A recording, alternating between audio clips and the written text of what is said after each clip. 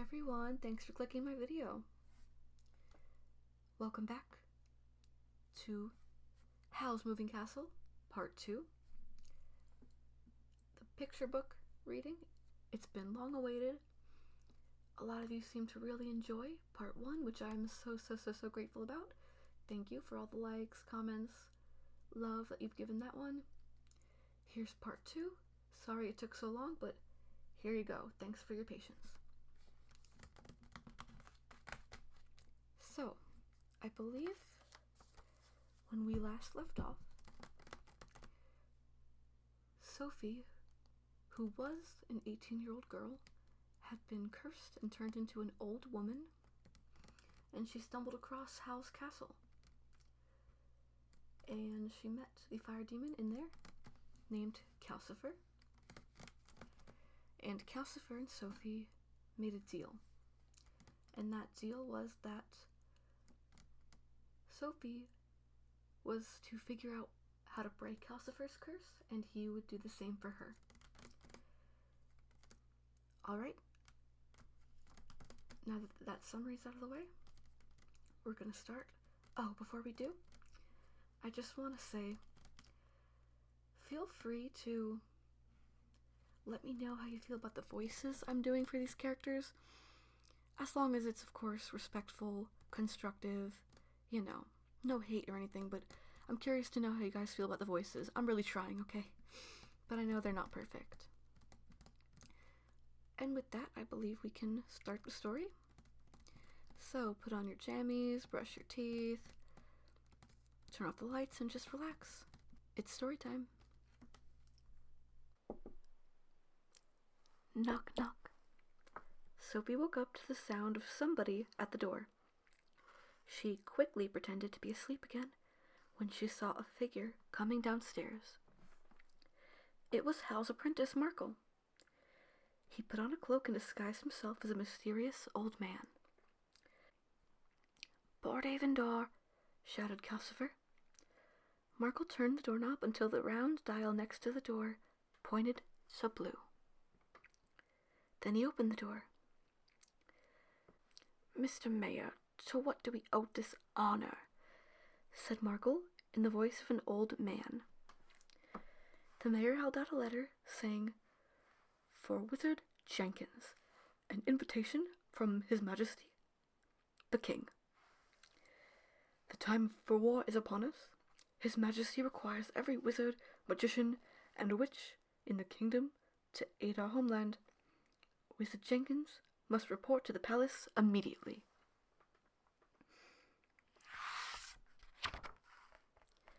When the mayor left, Markle took a good look at Sophie. "And what manner of person are you?"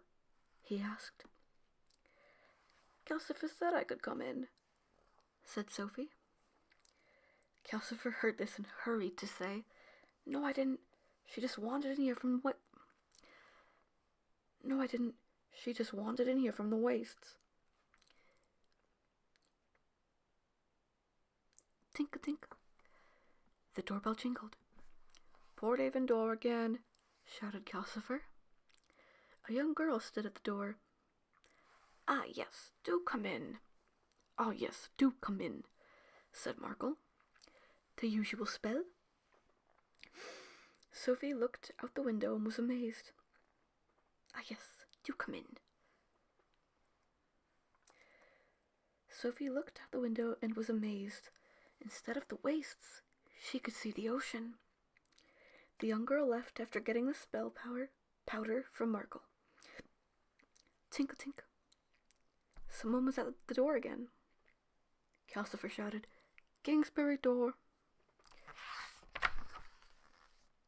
Markle turned the doorknob again, this time until the dial was on red.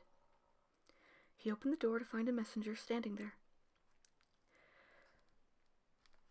"I bear an invitation for Wizard Pendragon from His Majesty the King.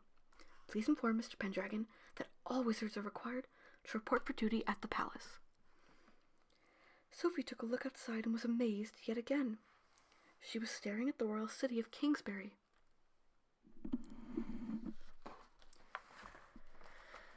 There seemed to be a secret about the doorknob and the dial. Sophie turned the doorknob and set the dial to green. She opened the door and saw the wastes shrouded in fog. She felt a chilly wind blowing. Blue seemed to be Porthaven, red meant Kingsbury. "This is a magic house, isn't it?" she asked as she rattled the fascinating doorknob. Markle was not pleased. "Leave it alone, Grandma. I'm getting angry." "So tell me, where does the black one lead?"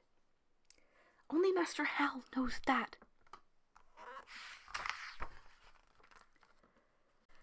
Markle began to prepare breakfast. Sophie grabbed a skillet and said, "Don't worry, I can cook." "We can't use the fire. Master Howl's not here. Calcifer only obeys Master Howl," said Markle. At this, Calcifer piped up. "That's right, lady. I'm not taking orders from you." "How would you like a bucket of cold water in your face?" Sophie leaned in close. "Or maybe I should tell Hal about our bargain." Threatening Calcifer in a low voice, she thrust the pan into the fire. Click! The dial spun to black and someone entered through the door.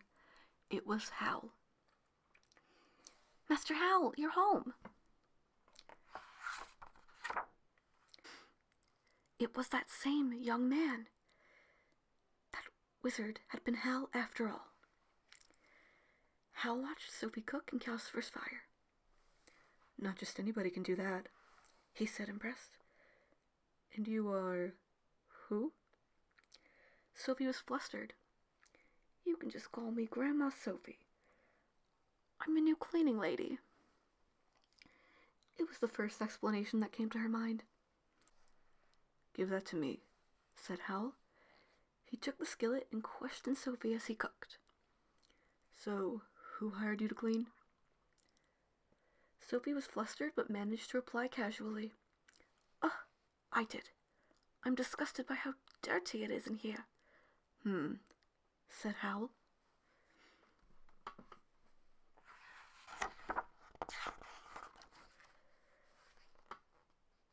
Markle was happy as he began to eat. "I can't remember the last time we had a real breakfast," he said. Howl glanced up at Sophie and asked, "So, what is that hidden in your pocket, Sophie?" "Huh?" Startled, Sophie dug into her pocket. In it she found a red piece of paper she had never seen before. "What is this?" she asked. "Give it to me," said Howl. Sophie handed Howl the paper. The instant his hand touched it, sparks flew and it fell onto the table. Sizzle, zzz. The paper melted away, leaving the design scorched onto the table. Howl looked grim as he gazed at the scorched imprint. "It's ancient sorcery, and quite powerful too," he said. Markle asked, It's from the Witch of the Waste?" Howl didn't answer. Instead, he deciphered the drawing. "You who swallowed a falling star, your heart shall soon belong to me." "That can't be good for the table," he added. Howl placed his hand over the still glowing scorch marks. Sizzle, sizzle, hiss. The hateful flames flared. Hal wore an awful smile as he wiped off the scorched design. He seemed oblivious of the pain from his seared hand.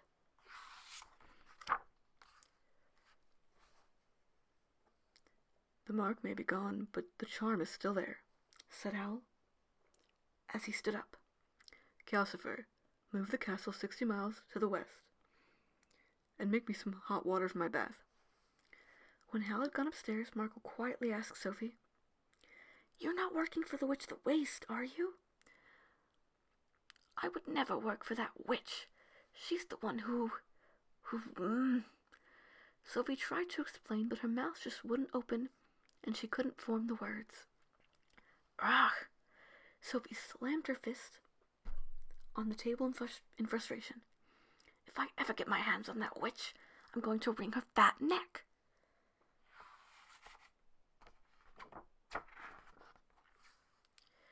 Sophie vented her anger by cleaning furiously. "Sophie, I'm going out," called Calcifer. "Give me some firewood, quick." He was much smaller now. Sophie placed him in a pot and swept out the fireplace with vigor. Just then Hal came downstairs clean and all dressed up. Hal blew on Calcifer and he flickered back to life. "I'd appreciate it if you didn't torment my friend," said Hal as he placed Calcifer back in the fireplace. Then Hal set the dial to black and disappeared into the darkness. And right before he left, he said, "Yes, make sure the cleaning lady doesn't get carried away while I'm gone." Sophie kept right on cleaning. The bathroom looked dreadful. It was full of stagnant steam and there was goop everywhere. She opened a window and gasped, taking in the sweeping view of the great outdoors.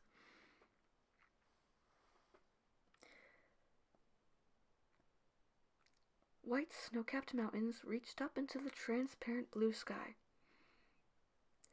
A river rushed through the valley like a streak of shining silver.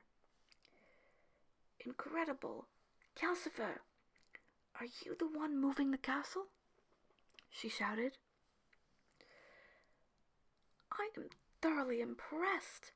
You are a first-class fire demon. I like your spark." "She likes my spark! She likes my spark!" Calcifer burst into a roaring fire. He had never been complimented before. He blazed with all his energy. Smoke and steam blasted out from every smokestack, and the castle moved steadily forward. Sophie went out to the terrace to enjoy the view. Markle joined her there. The lake before them was clear and blue as far as the eye could see. "It's beautiful," said Sophie. "Yeah, that's Star Lake," Markle told her.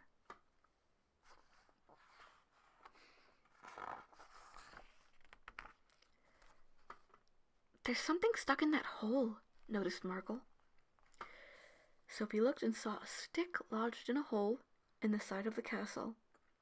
"Oh dear, give me a hand, Markle." The two of them pulled and found none other than the Scarecrow. "I've been calling him Turnip Head," explained Sophie. The Scarecrow hopped up and down. "Somehow he always manages to get stuck upside down," said Sophie. "He keeps following me everywhere. Seems to have taken a liking to me." Clink, clunk, hiss. The castle came to a stop by the edge of the lake and eased itself down.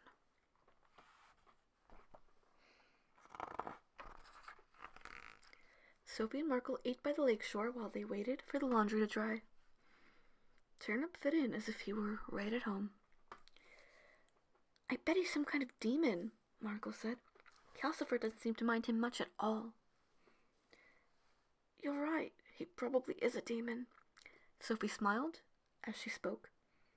She gazed out over the afternoon lake. "But he led me here, so maybe he's the good kind. It's so strange. I've never felt so peaceful before."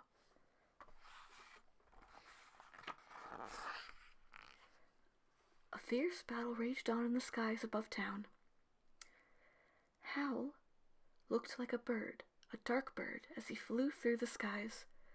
A swarm of strange monster birds pursued him, ready to attack. Just before dawn, Howl came home exhausted and worn out from battle. He slumped into a chair and flung his feet up on the fireplace. Groaning softly, he transformed back into his usual form. Calcifer watched him. "You shouldn't keep flying around like that. Soon you won't be able to turn back into a human." "This war is terrible," said Howl. "They've bombed from the southern coast to the northern border. It's all in flames now." "Aren't you supposed to report to the king, too?" asked Calcifer. "Yeah, well," said Howl. "Make some hot water for my bath." Hal got up and pulled back the curtain to look in on Sophie. She was cuddled up in a blanket, sound asleep. Hal gazed quietly at her face. Splash! Sophie was startled awake by the loud sound of water. "Is Hal back home?" she asked. "Yes," said Calcifer as he ate a log, "and he's wasting all my hot water again." Sophie and Markle went out to the marketplace while Hal bathed. The early morning markets were bustling with people. "One of our ships is in the harbor," someone shouted. A barely floating battleship was returning, spewing clouds of black smoke. Its burned hull revealed how fierce the battle had been.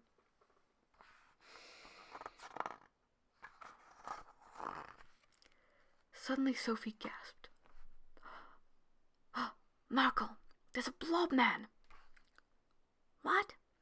"Quiet down," she whispered. The blob man looked around the crowd as if searching for something. Whoosh, whoosh. All at once, huge columns of water shot up from near the battleship. It was an enemy ship. Soon the area was full of commotion.